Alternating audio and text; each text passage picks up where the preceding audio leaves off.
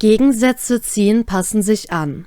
Kapitel 42 Pyjama-Party. Irresicht. Halt einfach deine Klappe, dann mach's doch selbst!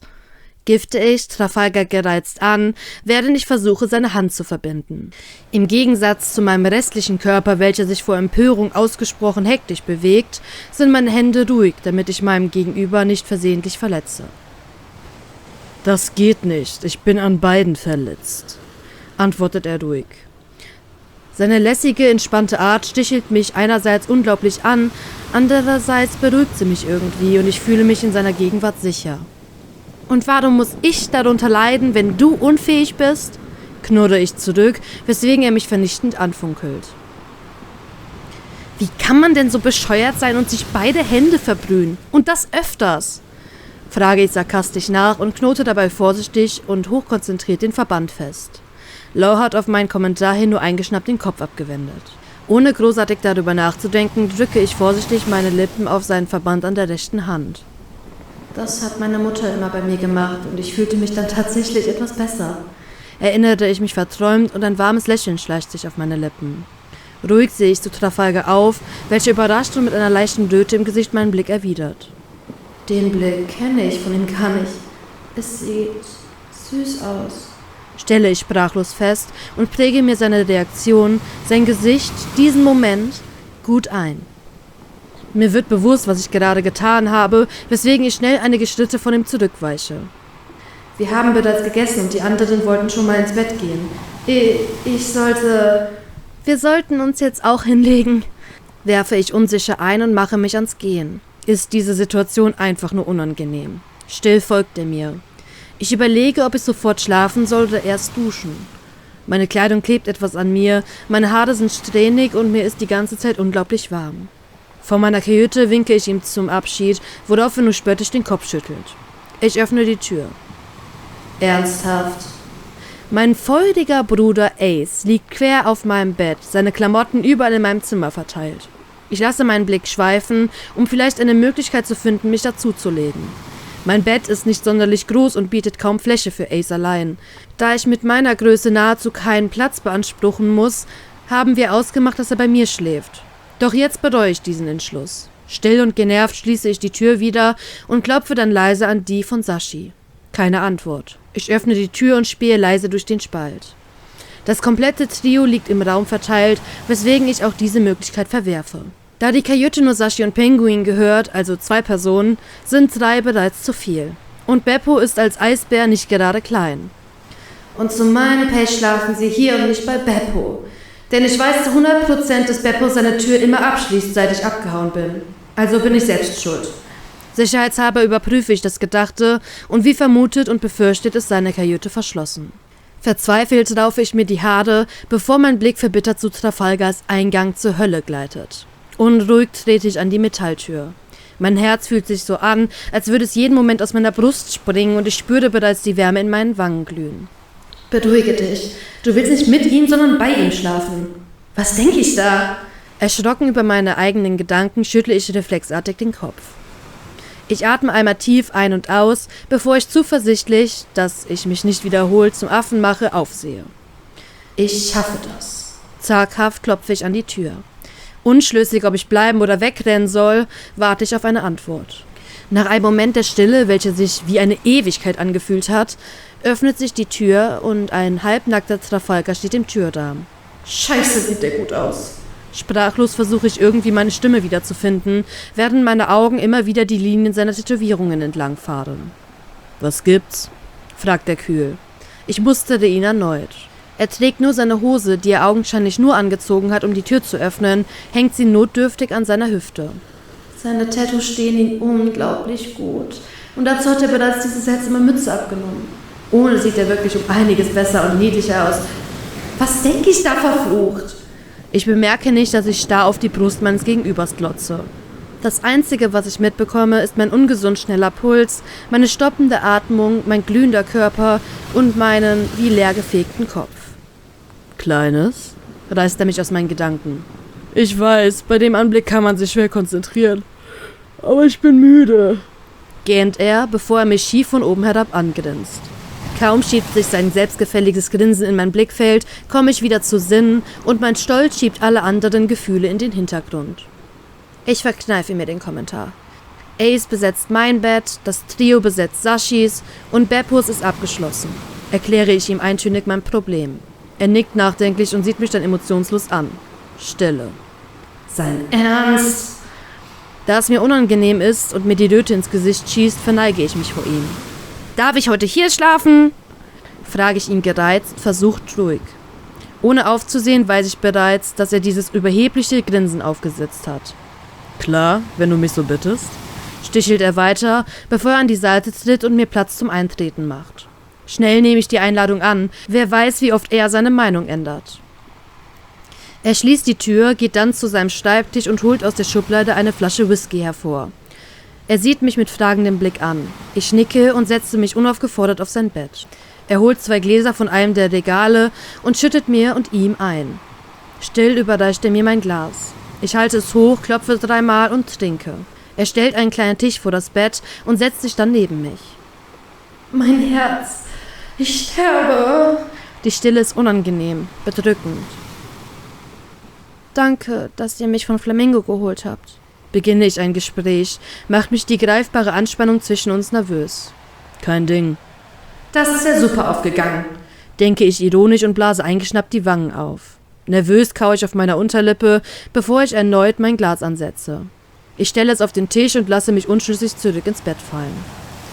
Ich habe keine Ahnung, über was wir reden können. Aus Langeweile aktiviere ich meine Teufelskraft und beobachte, wie die hellen Blitze über meine Hand hoch bis zu meinem Oberarm huschen. Plötzlich tippt Law mich an und öffnet still seine Arme. Will er das Kribbeln spüren? Ich setze mich ruhig auf und musterte ihn einen Moment lang. Immer noch hat er die Arme gehoben.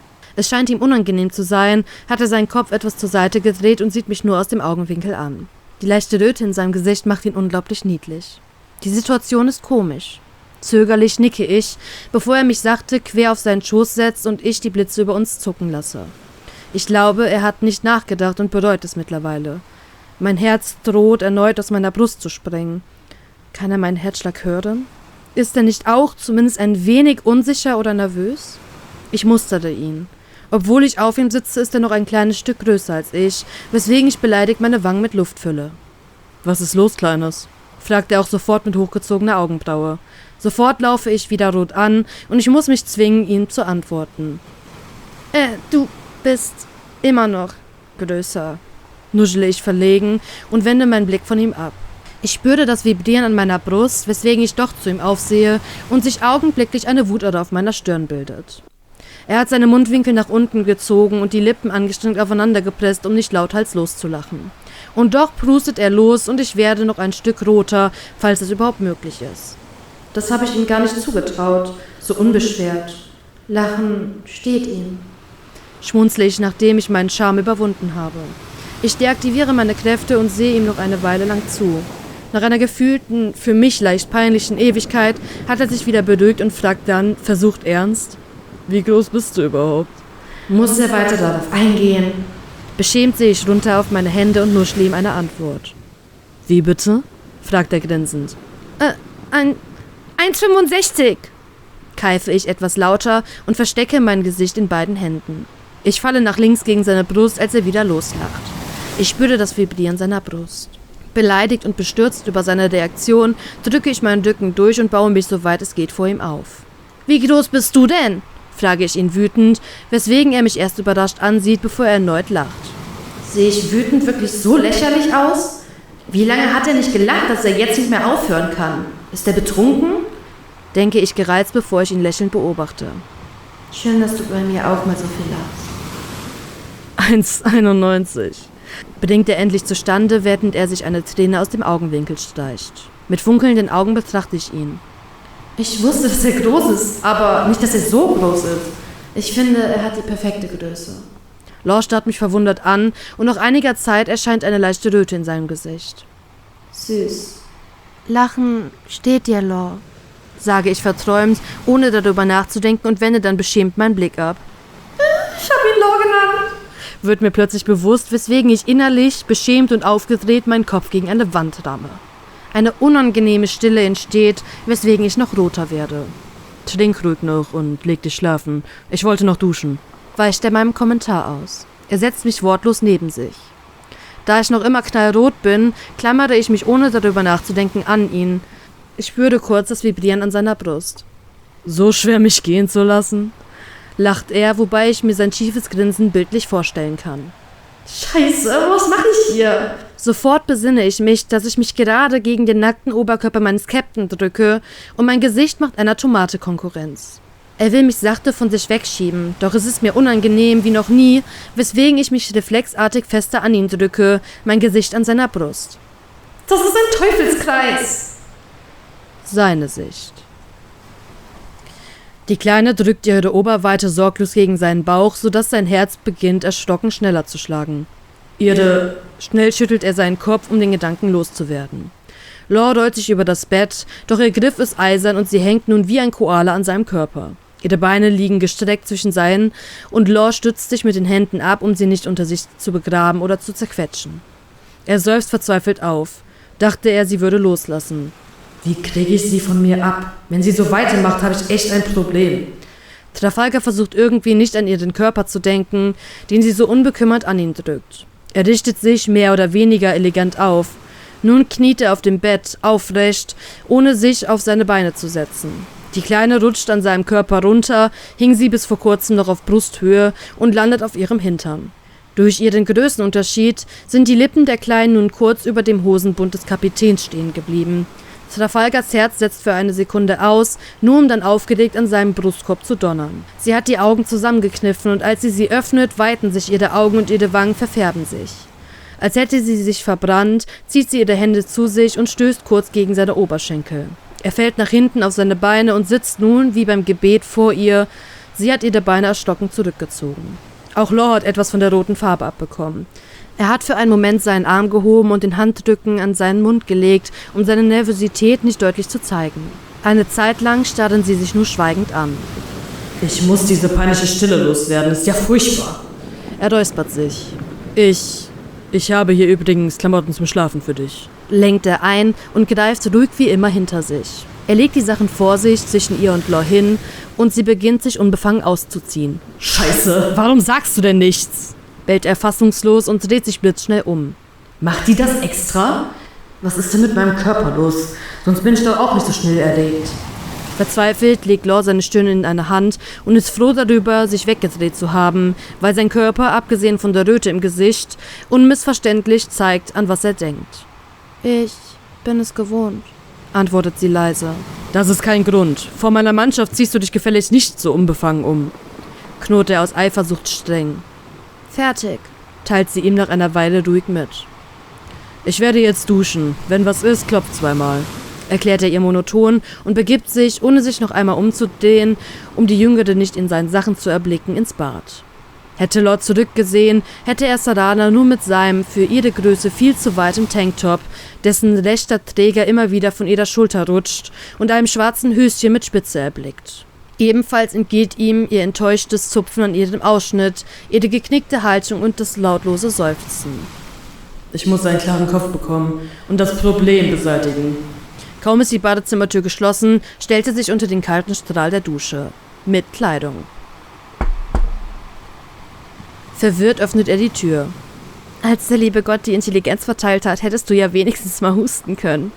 Grinst sie ihn an und mustert ihn einmal von oben bis unten. Irritiert erwidert er ihren Blick. Man duscht ohne Kleidung, belächelt sie ihn. Peinlich berührt wendet er seinen Blick ab. Was willst du? Fragt er gereizt, während er sich durch die nassen Haare fährt. Du warst so schnell weg. Ich wollte fragen, ob ich baden darf, fragt sie lieblich und deutet auf die große Badewanne im Boden hinter ihm. Aus Reflex blickt er kurz über die Schulter. Oder kannst du keine Frau nackt sehen, ohne über sie herzufallen? Fragt sie, mehr witzig als ernst gemeint. Hellhörig schnellt sein Kopf zurück zu ihr. Gleichzeitig? Wenn ich Nein sage, bin ich das geizige Arschloch. Und wenn ich sage, sie soll nach mir, bin ich der Perverse. Fuck. Klar, komm rein. Sie schenkt ihm ein strahlendes Lächeln, bevor sie sich zu der Wanne hockt und mit überkreuzten Armen die Enden seines Tanktops ergreift. Nervös schließt er die Tür.